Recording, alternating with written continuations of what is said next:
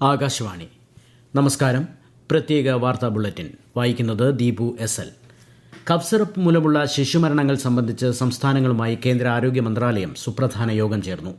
മധ്യപ്രദേശിലും രാജസ്ഥാനിലും ചുമ മരുന്ന് കഴിച്ച് കുട്ടികൾ മരിച്ചതിനെ തുടർന്ന് കേന്ദ്ര സർക്കാർ അതീവ ജാഗ്രത പാലിക്കുകയും ഔഷധ ഉൽപ്പന്നങ്ങളുടെ ഗുണനിലവാരവും സുരക്ഷയും ഉറപ്പാക്കാൻ കർശന നടപടികൾ തയ്യാറാക്കുകയും ചെയ്യുന്നു.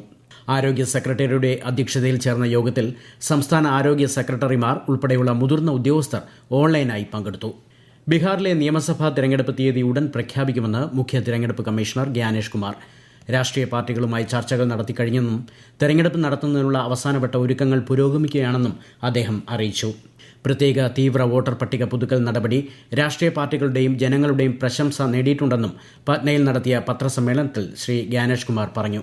ഉത്സവ സീസണിൽ യാത്രക്കാരുടെ തിരക്കുണ്ടായാൽ കൂടുതൽ വിമാനങ്ങൾ ഉപയോഗിച്ച് സർവീസ് നടത്താൻ വിമാന കമ്പനികളോട് ആവശ്യപ്പെട്ട് DGCA. നിർദ്ദേശത്തെ തുടർന്ന് ഇൻഡിഗോയും എയർ ഇന്ത്യ എക്സ്പ്രസും ഉത്സവ സീസണിൽ അധിക വിമാനങ്ങൾ സർവീസ് നടത്താൻ തീരുമാനിച്ചു. 15ാം കേരള നിയമസഭയുടെ 14ാം സമ്മേളനം പൂജാ അവധിയുടെ ഇടവേളയ്ക്ക് ശേഷം നാളെ വീണ്ടും ചേരും.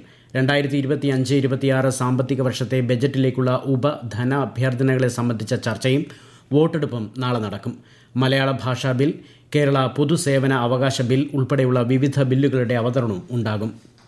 49ാമത് വയലാർ സാഹിത്യ പുരസ്കാരം സന്തോഷ് കുമാറിന്. തപോമയിയുടെ അച്ഛൻ എന്ന കൃതിക്കാണ് പുരസ്കാരം. 1 ലക്ഷം രൂപയും പ്രശസ്ത ശില്പി കാനായി കുഞ്ഞിരാമൻ വെങ്കലത്തിൽ നിർമ്മിക്കുന്ന ശില്പവും പ്രശസ്തി പത്രവുമാണ് അവാർഡ്. ഈ മാസം 27-ന് വൈകുന്നേരം തിരുവനന്തപുരം നിശാഗന്ധി ഓഡിറ്റോറിയത്തിൽ പുരസ്കാര സമർപ്പണ ചടങ്ങ് നടക്കും. കൊല്ലം ശ്രീനാരായണ ഗുരു സാംസ്കാരിക സമുച്ചയത്തിൽ ലളിതകലാ അക്കാദമി സ്ഥാപിക്കുന്ന മ്യൂസിയം മുഖ്യമന്ത്രി പിണറായി വിജയൻ ഉദ്ഘാടനം ചെയ്തു. വിഖ്യാത ചിത്രകാരൻ രാമചന്ദ്രന്റെ ചിത്രങ്ങളും ശില്പങ്ങളുമാണ് മ്യൂസിയത്തിൽ പ്രദർശിപ്പിക്കുക. സംസ്ഥാനത്തെ കന്നുകാലി ഇൻഷുറൻസിനായി ഗോ സമൃദ്ധി പദ്ധതി നടപ്പാക്കുമെന്ന് മന്ത്രി ജെ ചിഞ്ചുറാണി. പദ്ധതിയിൽ 15% പ്രീമിയം മാത്രമാണ് കർഷകർ വഹിക്കേണ്ടതെന്നും വർഷം തോറും 1 ലക്ഷത്തോളം പശുക്കുട്ടികളെ സർക്കാർ ദത്തെടുത്ത് തീറ്റ നൽകി സംരക്ഷിക്കുമെന്നും മന്ത്രി പറഞ്ഞു. കൊല്ലത്ത് തട്ടാർകോണം വെറ്ററിനറി സബ് സെന്ററിന്റെ പുതിയ മന്ദിരം ഉദ്ഘാടനം ചെയ്യുകയായിരുന്നു മന്ത്രി. കേന്ദ്ര സർക്കാർ കേരളത്തിൽ പുതിയതായി അനുവദിച്ചിട്ടുള്ള കേന്ദ്രീയ വിദ്യാലയത്തിന്റെ ഓഫീസ് തൊടുപുഴയിൽ പ്രവർത്തനം ആരംഭിച്ചു. തൊടുപുഴ ബോയ്സ് ഹൈസ്കൂൾ കോമ്പൗണ്ടിലുള്ള കെട്ടിടത്തിലാണ് ഓഫീസ് പ്രവർത്തനം ആരംഭിച്ചത്. വിദ്യാലയത്തിൽ അടുത്ത മാസം മുതൽ ക്ലാസുകൾ തുടങ്ങും. ഈ മാസം 15-ാം തീയതി വരെയാണ് അപേക്ഷകൾ സ്വീകരിക്കുന്നത്. ആയുർവേദത്തെ പ്രോത്സാഹിപ്പിക്കുന്നതിന് സർക്കാർ വിവിധ പദ്ധതികൾ ആസൂത്രണം ചെയ്തു വരുന്നുണ്ടെന്ന് മന്ത്രി രാമചന്ദ്രൻ കടന്നപ്പള്ളി. കോട്ടയ്ക്കൽ ആര്യവൈദ്യശാലയുടെ കണ്ണൂർ യൂണിറ്റിന്റെ സുവർണ ജൂബിലി ആഘോഷം ഉദ്ഘാടനം ചെയ്യുകയായിരുന്നു അദ്ദേഹം. വനിതാ ഏകദിന ലോകകപ്പ് ക്രിക്കറ്റിൽ ഇന്ത്യക്കെതിരെ പാകിസ്ഥാന് 248 റൺസ് വിജയലക്ഷ്യം. ടോസ് നഷ്ടപ്പെട്ട് ആദ്യം ബാറ്റ് ചെയ്ത ഇന്ത്യ 50 ഓവറിൽ 247 റൺസിന് പുറത്തായി. മറുപടി ബാറ്റിംഗിൽ ഒടുവിൽ വിവരം ലഭിക്കുമ്പോൾ പാകിസ്ഥാൻ 12 ഓവറിൽ 3 വിക്കറ്റിന് 26 റൺസ് എടുത്തിട്ടുണ്ട്. സൂപ്പർ ലീഗ് കേരള ഫുട്ബോളിൽ തിരുവനന്തപുരം കൊമ്പൻസ് കണ്ണൂർ വാരിയേഴ്സ് മത്സരം പുരോഗമിക്കുന്നു. ആദ്യ പകുതി പിന്നിട്ടപ്പോൾ കണ്ണൂർ 1 ഗോളിന് മുന്നിലാണ്. തിരുവനന്തപുരം ചന്ദ്രശേഖരൻ നായർ സ്റ്റേഡിയത്തിലാണ് മത്സരം. കേരളത്തിൽ ചിലയിടങ്ങളിൽ ഇന്നു മുതൽ വ്യാഴാഴ്ച വരെ ഇടിമിന്നലോടുകൂടിയ മഴയ്ക്കും ശക്തമായ കാറ്റിനും സാധ്യതയെന്ന് കേന്ദ്ര കാലാവസ്ഥാ വകുപ്പ് അറിയിച്ചു. പത്തനംതിട്ട, കോട്ടയം, ഇടുക്കി ജില്ലകളിൽ ഇന്ന് മഞ്ഞ ജാഗ്രതയാണ്. കേരള, ലക്ഷദ്വീപ് തീരങ്ങളിൽ ഇന്നും നാളെയും മത്സ്യബന്ധനത്തിന് പോകരുതെന്ന് മുന്നറിയിപ്പുണ്ട്. ആലപ്പുഴ ചങ്ങനാശ്ശേരി റോഡിലെ പള്ളാത്തുരുത്തി പാലത്തിന്റെ നവീകരണ പ്രവൃത്തികളുടെ ഭാഗമായി നാളെ മുതൽ ഗതാഗത നിയന്ത്രണം. നാളെ രാത്രി 9 മണി മുതൽ മറ്റന്നാൾ രാവിലെ 5 മണി വരെ പാലത്തിലൂടെയുള്ള ഗതാഗതം പൂർണ്ണമായും നിരോധിച്ചു.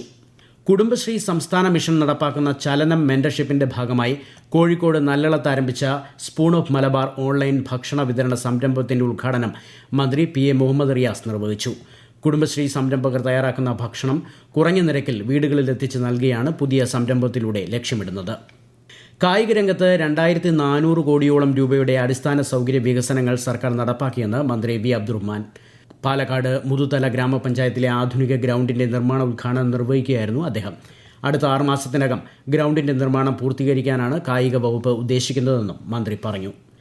കണ്ണൂർ ജില്ലാ യോഗ അസോസിയേഷന്റെ നേതൃത്വത്തിൽ സംഘടിപ്പിക്കുന്ന ജില്ലാ യോഗാസന ചാമ്പ്യൻഷിപ്പ് കണ്ണൂർ മഹാത്മാ മന്ദിരത്തിൽ ആരംഭിച്ചു. Deputy mayor P. ഇന്ദിര ഉദ്ഘാടനം ചെയ്തു.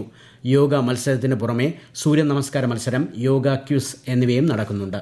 സംസ്ഥാന ജൈവ വൈവിധ്യ അവാർഡ് ദാനവും സമ്പർക്ക സദസ്സും മറ്റന്നാൾ നിയമസഭാ മന്ദിരത്തിലെ ശങ്കരനാരായണൻ തമ്പി ഹാളിൽ നടക്കും. മുഖ്യമന്ത്രി പിണറായി വിജയൻ ഉദ്ഘാടനം ചെയ്യും. പ്രത്യേക വാർത്താ ബുള്ളറ്റിൻ കഴിഞ്ഞു. അടുത്ത വാർത്താ പ്രക്ഷേപണം നാളെ രാവിലെ 6:45-ന്.